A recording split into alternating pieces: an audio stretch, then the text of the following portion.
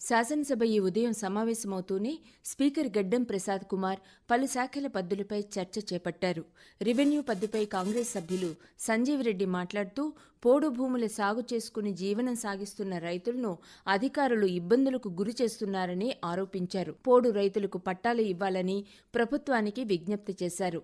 3 తరాలుగా పోడు భూములు సాగు చేస్తున్న రైతులకు న్యాయం చేయాలని కోరారు. రెవెన్యూ అధికారులు పోడు భూములను విదేశాల్లో ఉన్నవారి పేరిట పట్టాలు చేస్తున్నారని ఆరోపించారు. అసైన్డ్ భూములు, ప్రభుత్వ భూములను పేదలకు పంపిణీ చేయాలని కోరారు. పెండింగ్ ప్రాజెక్టులను వేగంగా పూర్తి చేసి సాగునీరు, తాగునీరు అందించాలని విజ్ఞప్తి చేశారు. హోం, రెవెన్యూ పద్దులపై బీఆర్ఎస్ సభ్యులు పల్లా రాజేశ్వరరెడ్డి మాట్లాడుతూ రాష్ట్రంలో శాంతి భద్రతలు చక్కగా ఉన్నాయని, తమ ప్రభుత్వ హయాంలో దేశంలో ఎక్కడా లేని విధంగా కమాండ్ కంట్రోల్ రూమ్ నిర్మాణంతో పాటు 10 లక్షల పైగా కెమెరాలను ఏర్పాటు చేసినట్లు చెప్పారు. శాసనసభ వ్యవహారాల శాఖ మంత్రి డి. శ్రీధర్ బాబు జోక్యం చేసుకుని మాట్లాడుతూ పాత చరిత్రను ప్రస్తావించి సభా సమయాన్ని వృధా చేయవద్దని కోరారు. పల్లా రాజేశ్వరరెడ్డి తన ప్రసంగాన్ని కొనసాగిస్తూ గత 10 ఏళ్ల కాలంలో ఒక్క ఎన్కౌంటర్ కూడా రాష్ట్రంలో జరగలేదని, శాంతి భద్రతలు కాపాడినట్లు చెప్పారు. రవాణా శాఖ మంత్రి పొన్నం ప్రభాకర్ ఈ దశలో జోక్యం చేసుకుని తప్పుడు సమాచారం ప్రస్తావించకుండా వాస్తవాలను వెల్లడించాలని సూచించారు. ఎంఎంటీఎస్ రైల్లో జరిగిన ఘటనపై పోలీసులు వెంటనే స్పందించి నిందితులను అరెస్టు చేసినట్లు పేర్కొన్నారు. పల్లా రాజేశ్వరరెడ్డి తన ప్రసంగాన్ని మరోసారి కొనసాగిస్తూ పోలీస్ వ్యవస్థను బలోపేతం చేయడానికి నిధులు ఇవ్వాలని కోరారు. ఆరోగ్య భద్రత కింద పోలీసులకు వైద్య సౌకర్యాలు అందడం లేదని, మెరుగైన వైద్యం అందించాలని విజ్ఞప్తి చేశారు. పోలీస్ వ్యవస్థ అధికార పక్షానికి అనుకూలంగా పనిచేస్తోందని ఆరోపించారు. ఉప ముఖ్యమంత్రి మల్లు భట్టి విక్రమార్క జోక్యం చేసుకుని బీఆర్ఎస్ సభ్యులు అవాస్తవాలను మాట్లాడటం సమంజసం కాదన్నారు.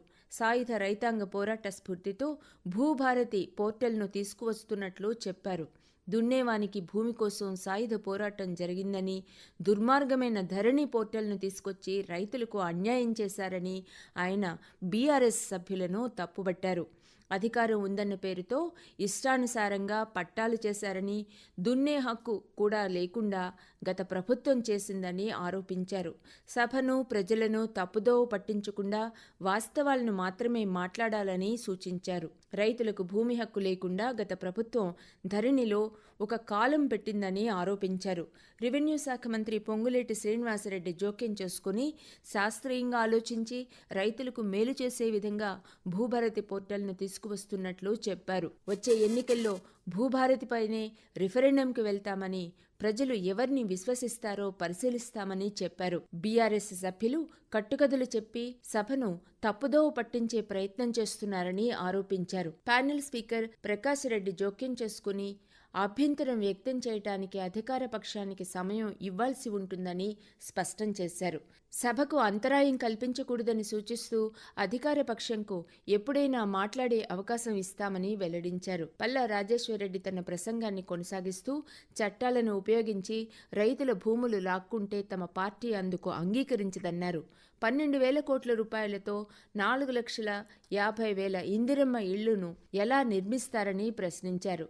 బడ్జెట్లో కేటాయించిన నిధులు కేవలం 2 లక్షల ఇళ్ల నిర్మాణానికి మాత్రమే సరిపోతాయని వివరించారు. ఉప ముఖ్యమంత్రి మల్లు భట్టి విక్రమార్క దీనిపై స్పందిస్తూ రాష్ట్రాన్ని అప్పుల కుప్పగా మార్చారని బీఆర్ఎస్ పార్టీని ఆక్షేపించారు. చేసిన అప్పులకు వడ్డీలు కట్టలేక ఇబ్బందులు పడుతున్నట్లు, ఈ విషయం మాట్లాడే హక్కు బీఆర్ఎస్ సభ్యులకు లేదని పేర్కొన్నారు. ఉప ముఖ్యమంత్రి చేసిన వ్యాఖ్యలను నిరసిస్తూ బీఆర్ఎస్ సభ్యులు సభ నుంచి వాకౌట్ చేశారు. అనంతరం బీజేపీ సభ్యులు పాల్వాయి హరీష్ పలు పద్దులపై మాట్లాడుతూ అంచనాలకు వ్యయానికి 20% తేడా ఉండదని పేర్కొన్నారు. 50% బడ్జెట్ నిధులు వేతనాలకు, పెన్షన్లకు సరిపోతుందని తెలిపారు. వ్యవసాయం, అనుబంధ రంగాలను, పరిశ్రమలను ప్రోత్సహించాలని, ప్రగతి సాధించాలని కోరారు. వనరుల సమీకరణకు ప్రత్యామ్నాయ మార్గాలను అన్వేషించాలని, భూముల అమ్మకాలకు స్వస్తి చెప్పాలని సూచించారు. కేంద్ర ప్రభుత్వం ఇప్పటి వరకు రాష్ట్రానికి 11 లక్షల కోట్ల రూపాయలు ఇచ్చిందని చెప్పారు. పోలీస్ వ్యవస్థలో రాజకీయ జోక్యం జోక్యం చోటు చేసుకుందని,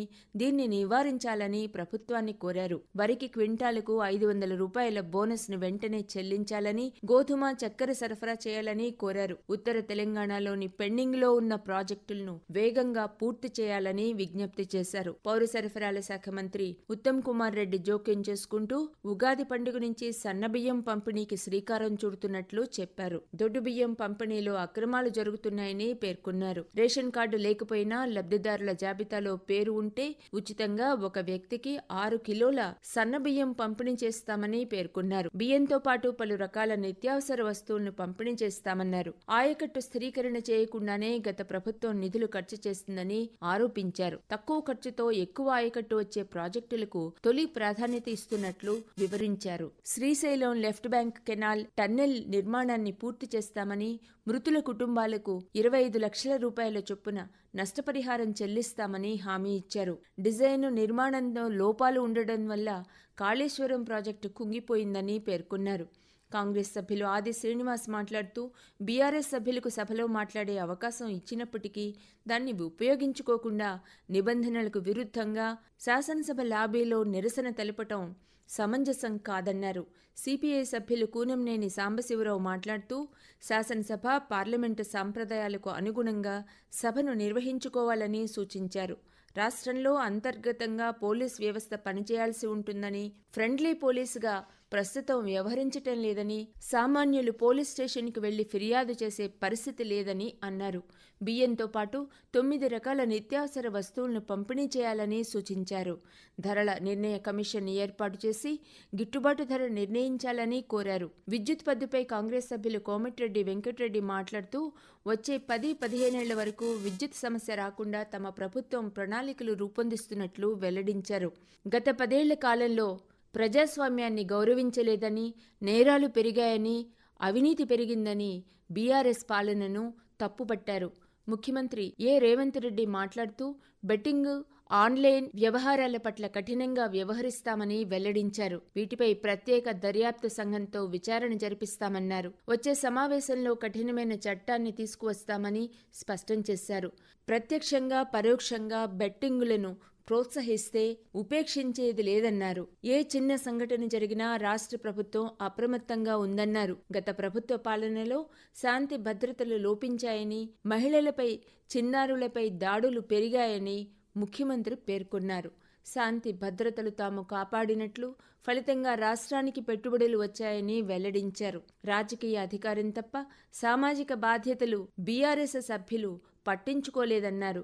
ప్రతి విషయంలో రాష్ట్రాన్ని నెంబర్ 1 స్థానంలో ఉంచుతున్నట్లు పేర్కొన్నారు. వివక్ష తమ విధానం కాదని, అందర్నీ కలుపుకుని రాష్ట్ర అభివృద్ధి కోసం పనిచేస్తున్నట్లు వివరించారు. అభివృద్ధి, పరిశ్రమలు కావాలంటే మూసీ నది ప్రక్షాళన జరగాలని ముఖ్యమంత్రి పేర్కొన్నారు. ఉప ఎన్నికల మీద తమ దృష్టి లేదని, అభివృద్ధిపై దృష్టి పెట్టినట్లు, ప్రతిపక్షాలిచ్చే సలహాలు, సూచనలు పరిగణనలోకి తీసుకుంటామని చెప్పారు. హోం, రెవెన్యూ, గృహ నిర్మాణం, విద్యుత్ పద్ధతులపై ఎంఐఎం సభాపక్ష నేత అక్బరుద్దీన్ ఓవైసీ మాట్లాడుతూ, వేసవి కాలంలో విద్యుత్ సమస్య తలెత్తకుండా రాష్ట్ర ప్రభుత్వం అన్ని చర్యలు చేపట్టాలని కోరారు. కింద స్థాయి కోర్టుల నుంచి హైకోర్టు వరకు ఖాళీగా ఉన్న న్యాయమూర్తుల పోస్టుల్ని భర్తీ చేయాలని సూచించారు. గడిచిన 10 ఏళ్ల కాలంలో నేరాలు పెరిగాయని ఆరోపించారు. రాష్ట్ర జనాభా అవసరాల కోసం 770 ఫైర్ స్టేషన్లు ఉండాల్సి ఉండగా కేవలం 147 స్టేషన్లు మాత్రమే ఉన్నాయని చెప్పారు. ధరణి, భూభారతి రెండూ ఒకటేనని, తేడా లేదని అభిప్రాయపడ్డారు. న్యాయస్థానంలో ఉన్న అంశాన్ని ముఖ్యమంత్రి రేవంత్ రెడ్డి ప్రస్తావించడాన్ని నిరసిస్తూ బీఆర్ఎస్ సభ్యులు 2 సార్లు వెల్ వద్దకు దూసుకువచ్చి నిరసన వ్యక్తం చేశారు. ఈ సమీక్ష రాసే సమయానికి సభలో పద్దులపై చర్చ కొనసాగుతోంది.